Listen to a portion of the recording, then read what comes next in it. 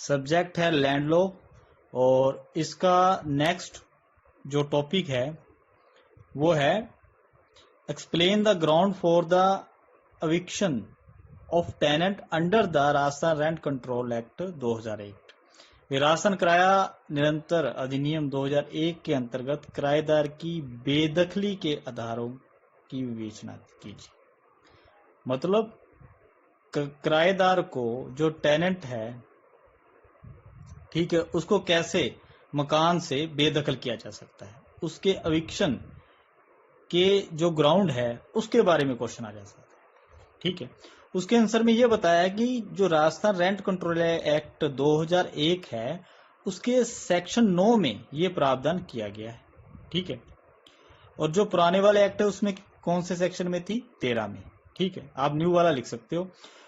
तो इसमें किराएदार की बेदखली के आधार मतलब ग्राउंड्स के बारे में बताया गया है। ठीक है, मतलब ये धारा ही एक ऐसी है जो इस एक्ट के ऑब्जेक्ट को पूरा करती है, उद्देश्य को पूरा करती है। मतलब इसके अलावा आप किसी भी तरीके से जो किराएदार है, जो टेनेंट है, उसको मकान से बेदखल नहीं कर सकते। ठीक है, और ये जो ग्राउंड्स है इन पर ही आप किसी टेनेंट को मकान से बेदखल कर सकते हो। ठीक है, एविक्शन के यही ग्राउंड है। ठीक है, अब इसमें से जो पहला ग्राउंड है वो ये है किराए का संदाय नहीं किए जाने पर। संदाय मतलब अगर आपने किराया नहीं दिया, पेमेंट नहीं दी, ठीक है, 4 महीने बीत गए, ठीक है, और 4 महीने पूरे होने के बाद जो लैंडलॉर्ड है वो क्या कर सकता है? अपने मकान को खाली करवा सकता है। ठीक है, लेकिन इसके लिए कुछ शर्तों का पूरा होना जरूरी है। पहला तो ये, जो लैंडलॉर्ड है, जो मकान मालिक है, उसने क्या किया हो, अपना जो बैंक की डिटेल है, जैसे कि अकाउंट नंबर है, बैंक का नाम, वो रजिस्ट्री डाक द्वारा जो टेनेंट है उसको भेज दिया हो, किराएदार उसको भेज दिया हो। ठीक है, और राशि की मांग करने के लिए नोटिस भी भेज दिया हो, भी किराया आपका इतना बन गया, आपने नहीं दिया, आप किराया वक्त पर अदा करिए, इस बात का नोटिस भी भेज दिया जाएगा। ठीक है, अगर नोटिस जाने के बाद नहीं देता व्यक्ति किराया तो फिर बेदखली करवाई जा सकती है। ठीक है, ये किसके अधिकारों की रक्षा के लिए बना है? ये लैंडलॉर्ड के अधिकारों की रक्षा के लिए बना है। ठीक है, अब दूसरा जो टॉपिक है उसमें यह बता रखा है कि अगर कोई टेनेंट, किराएदार, जानबूझकर सारवा नुकसान कार्य करता है, सारवा मतलब मोटा कोई नुकसान, ऐसा छोटी मोटी चीज नहीं, बड़ी चीज, जिसके अंदर क्या है, कोई ऐसा नुकसान कार्य किया जाना जो सारवान हो। सारवान मतलब बड़ा नुकसान हो, और ऐसा नुकसान कार्य किए जाने के लिए किसी व्यक्ति को अलाउ करता हो, मतलब जाकर खुद करता है नुकसान। किसको? मकान को। कौन करता है? किराएदार। या किसी से करवाता है, उसको अलाउ करता है। ठीक है, तो वहां भी आप उस मकान को खाली करवा सकते हैं। ठीक है, मतलब सारवान नुकसान होना चाहिए, सब्सटेंशियल, ठीक है, और विलफुली होना चाहिए, और अलाउ करना चाहिए, मतलब आपने खुद किया या किसी व्यक्ति को अलाउ किया। ठीक है, मतलब कोई दीवार फाड़ दी, कोई गेट तोड़ दिया, मतलब सारवा नुकसान होना चाहिए। ठीक है, तीसरा है परिसर में सारवा रूप से परिवर्तन कर दिए जाने पर। अगर आपने उसके मकान के अंदर कोई चेंज कर दिया है, बड़ा चेंज कर दिया है, ठीक है, तब आप जो लैंडलॉर्ड है वो मकान खाली करवा सकता है। ठीक है, जैसे कि दीवार खींच दी, ठीक है, जैसे कि 4 पिलर खड़े करके ऊपर छत डाल दी। ठीक है, जिससे क्या हो गया, जो मकान की वैल्यू है उसमें कमी आ गई। ठीक है, और विदाउट कंसेंट, विदाउट लिखित कंसेंट के वो किया गया, मतलब लिखित अनुमति के किया गया। ठीक है, पहली बात तो आपने ऐसा कोई निर्माण, कंस्ट्रक्शन करवाया उस मकान में, ठीक है, बिना अनुमति के कराया, ठीक है, बिना लिखित सहमति के करवाया, और उसका रिजल्ट क्या निकला, उस मकान की जो वैल्यू है, उस परिसर की वैल्यू है, उसमें कमी आ गई। ठीक है, जैसे छत डाल देना 4 पिलर खड़े करके, आपको लगता है कमरा बड़ा है, आपने बीच में दीवार खींची, 2 कमरे बन गए, तो ऐसा आप नहीं कर सकते without written consent of landlord. ठीक है, चौथा है परिसर, उस मकान में न्यूसेंस आप अगर करते हो, न्यूसेंस मतलब जिसके कारण आस पड़ोस के, ठीक है, वो परेशान हो जाए, ठीक है, उनके एंजॉयमेंट में कोई ना कोई बाधा आ जाए। न्यूसेंस क्या होता है कि ऐसा कोई काम करना जिससे भाई पड़ोसी है या मोहल्ले वाले वो परेशान हो जाए, मतलब जिस पर्पस के लिए आपने मकान लिया था उस पर्पस के अकॉर्डिंग आप वहां एक्ट नहीं कर रहे। ठीक है, और जो आप काम कर रहे हो, जो कार्य वहां कर रहे हो, वो लैंडलॉर्ड के इंटरेस्ट के विरुद्ध है, उसके हितों के प्रतिकूल है। तो इस आधार पर जो मकान मालिक है, लैंडलॉर्ड है, वो मकान को खाली करवा सकता है। न्यूसेंस मतलब अगर कोई महिला रहती है अकेली, तो वो अगर अपने प्रेमी को वहां बुलाए, जैसे कि मोहल्ले का माहौल थोड़ा खराब हो जाता है, ठीक है, अनैतिक कार्यों के लिए अगर मतलब उसको यूज किया जाए, तो वो क्या हो जाता है कि वो पूरे गली और मोहल्ले के लिए न्यूसेंस कार्य करता है। ठीक है, तो उस पर्पज से वो मकान नहीं दिया था, वहां मकान मालिक खाली करवा सकता है। उसके बाद आ गया परिसर उप किराए पर दे दिए जाने पर, सबलेट। सबलेट मतलब आपने मकान लिया, मकान काफी बड़ा है, एक आधा कमरा खाली रहता है, तो आप क्या करते हो कि उसको सबलेट पर दे देते हो, मतलब उप किराएदार रख लेते हो वहां। ठीक है, आगे से आगे किराए पर दे देते हो। ठीक है, और उसका कब्जा भी सौंप देते हो और उसको सरेंडर कर देते हो। मतलब एक कमरा आपके फालतू था, आपके यूज में नहीं था, आपने किराए पर आगे दे दिया, बिना मकान मालिक की सहमति के दिया और उसका कब्जा सौंप दिया। तो यहां पर जो लैंडलॉर्ड है वो आपका मकान खाली करवा सकता है। उसके बाद 6 पॉइंट में यह बताया गया, अगर किराएदार ने, टेनेंट ने अपनी हैसियत त्याग दी, मतलब वो खुद क्या है, वो टेनेंट है, जो मकान का मालिक है वो लैंडलॉर्ड होगा। ठीक है, अब जो टेनेंट है वो क्या कहता है, अपनी हैसियत को त्याग देता है, वो कहता है कि मैं किराएदार नहीं हूं, मैं कौन हूं, मैं मालिक हूं। ठीक है, और जो लैंडलॉर्ड है उसके टाइटल, उसके सफ्तर से इनकार करता है, मतलब वो ये कहता है कि जो ये व्यक्ति है ये इस मकान का मालिक नहीं है, मालिक कौन है, वो खुद है, ऐसा कहता है, ऐसा कंडक्ट करता है। ठीक है, जिसको माफ नहीं किया जा सकता। तो लैंडलॉर्ड कहता है कि भाई साहब आप मकान खाली कर दो।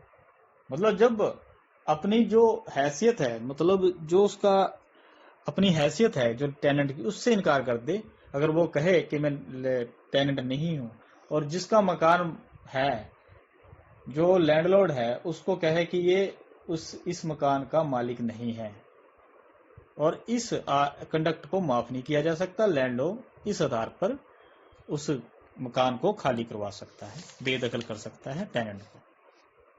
7वां पॉइंट है, अगर आपने मकान रहने के लिए लिया है, ठीक है, आवासीय परिसर को आप कैसे यूज कर रहे हो, कमर्शियल यूज कर रहे हो, मतलब रहने के लिए आपने मकान ले लिया, लेकिन आप वहां रहते नहीं हो, आप उसका कमर्शियल यूज करते हो। कमर्शियल मतलब आपने वहां पर कोई बिजनेस स्टार्ट कर लिया, बिजनेस के लिए आपको मकान नहीं रहने के लिए दिया था। ठीक है, मतलब बिजनेस के लिए नहीं दिया था, रहने के लिए दिया था।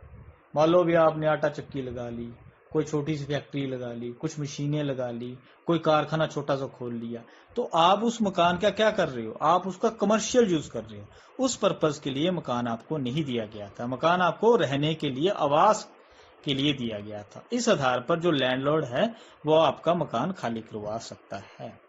ठीक है, उसके बाद 8 पॉइंट में यह बताया गया है, अगर टेनेंट को किसी सर्विस में होने के कारण कोई मकान मिला हुआ है, जब वो सर्विस खत्म हो जाती है तो वो मकान भी खाली करना पड़ेगा। मतलब आप कहीं मान लो जॉब करते हो, अब जॉब के कारण आपको वहां पर एक किराए पर मकान मिला हुआ है। ठीक है, भाई जिस बंदे ने जॉब दी है उसने आपको मकान दे दिया, भी यहाँ पर आप किराए पर रह सकते हो, इतना किराया होगा। लेकिन आप अगर मान लो रिटायर हो जाते हो, आपकी जॉब खत्म हो जाती है, ठीक है, या आपने क्या कर दिया, त्याग पत्र दे दिया, त्याग मतलब इस्तीफा दे दिया आपने, या आपको जॉब से बाहर कर दिया जाता है, तो जिस जॉब के कारण वो आपको मकान मिला था, अगर वो ही खत्म हो गई तो अब आपका वहां रहने का कोई राइट नहीं है। तो इस आधार पर लैंडलॉर्ड आपको उस मकान से बेदखल कर सकता है, आपकी एविक्शन हो सकती है। वो कह सकता है कि साहब इसकी सर्विस खत्म होगी तो ये मकान भी खाली कर दे। 9th पॉइंट में ये बताया गया है, अगर लैंडलॉर्ड को परिसर की रीजनेबल मतलब युक्त सद्भावी आवश्यकता हो, मतलब जरूरत हो, किसको? मकान मालिक को। किसके लिए हो? खुद के लिए हो, या अपने फैमिली के लिए हो, या उस व्यक्ति के लिए, उस व्यक्ति के फायदे के लिए, मतलब उस व्यक्ति के लिए हो जिसके फायदे के लिए मकान है। ठीक है, तो फिर इस मकान को खाली करवाया जा सकता है। मकान मालिक कह सकता है कि भाई साहब मैंने दुकान खोल ली है, ठीक है, मेरे रहने के लिए कोई मकान नहीं है इस क्षेत्र में, तो मुझे रहना है। मेरी फैमिली, मैंने फैमिली को सेटल करना है तो उसके लिए मकान चाहिए, या लड़के को सेटल करना है उसके लिए दुकान चाहिए। ठीक है, तो फिर वहां पर उस परिसर को खाली करवाया जा सकता है। लेकिन आपकी जो जरूरत है, नेसेसिटी है, वो रीजनेबल होना चाहिए और बोनाफाइड होनी चाहिए। मतलब झूठ बोलकर विदाउट रीजनेबल आपकी जो याचिका है खाली करवाने की, उसको नहीं माना चाहिए। ईमानदारी से करो, असलीपन उसमें होना चाहिए। अगर सही में आपको जरूरत है तभी आप उस मकान को खाली करवा सकते हो। और उसके बाद एक प्रोविजन और भी है उसमें, सेक्शन 9 में बता रखा है, ये इसका एक्सेप्शन भी मान लो भी परंतुक है। एक शर्त लगा दी जाती है किस पर? लैंडलॉर्ड। मान लो भी आज आपने ये कहकर कि मेरे को जरूरत है मकान की, बहुत आवश्यकता है मुझे रहने के लिए या फैमिली के लिए, आपने खाली करवा लिया किराएदार से। ठीक है, फिर एक शर्त ये है सेक्शन 9 में बता रखी कि आप 3 साल तक उसको दोबारा किराए पर नहीं दे सकते। ये आपने खाली किस लिए करवाया है? खुद के लिए करवाया है। अब वो खाली हो गया, अब आपकी ड्यूटी बनती है आप खुद रहो। ठीक है, जिस पर्पज के लिए खाली करवाया है वो पर्पज आप पूरा करो। आप दोबारा उसको किराए पर नहीं दे सकते। कई बार क्या होता है कि मकान मालिक ज्यादा किराए के चक्कर में एक किराएदार को निकाल देता है इस आधार पर कि मेरे को जरूरत है, बाद में दूसरे किराएदार को रख लेता है वहां पर। ठीक है, ज्यादा किराया उससे वसूल लेता है। मतलब इसके पीछे ऑब्जेक्ट क्या है? लालच।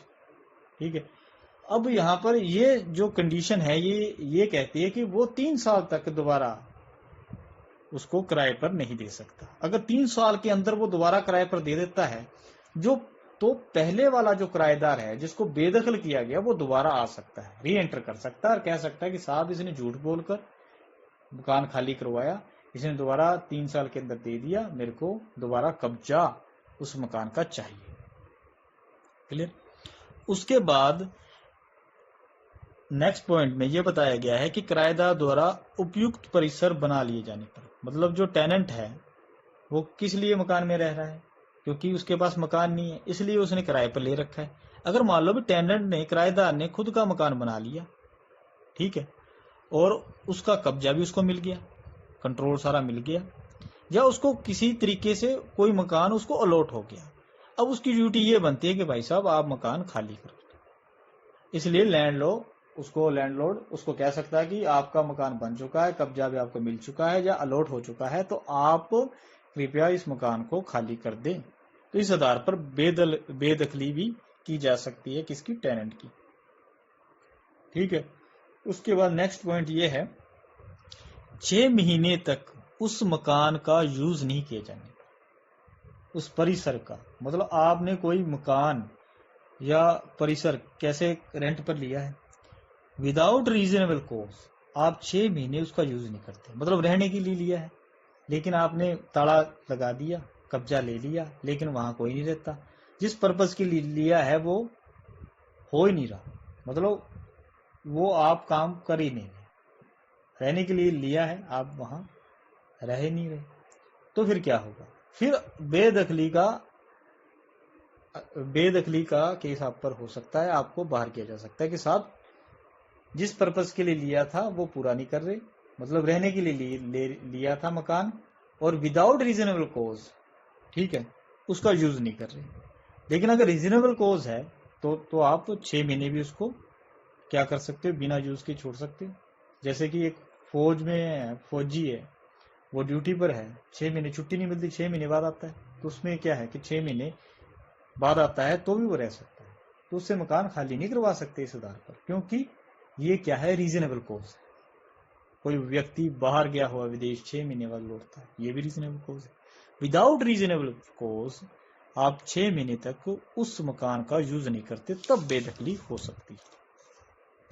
उसके बाद नेक्स्ट पॉइंट में यह बता रखा है कि भीड़ भाड़ कम करने की अपेक्षा, मतलब कई बार क्या होता है कि शहर के अंदर कुछ मोहल्ले ऐसे होते हैं जिसके अंदर भीड़ बहुत होती है, मकान छोटे छोटे मकान, बहुत सारे लोग रहते हैं, तो कई बार क्या होता है कि वहां बीमारी वगैरह, चेचक, हैजा आदि महामारियां ऐसी फैल जाती है।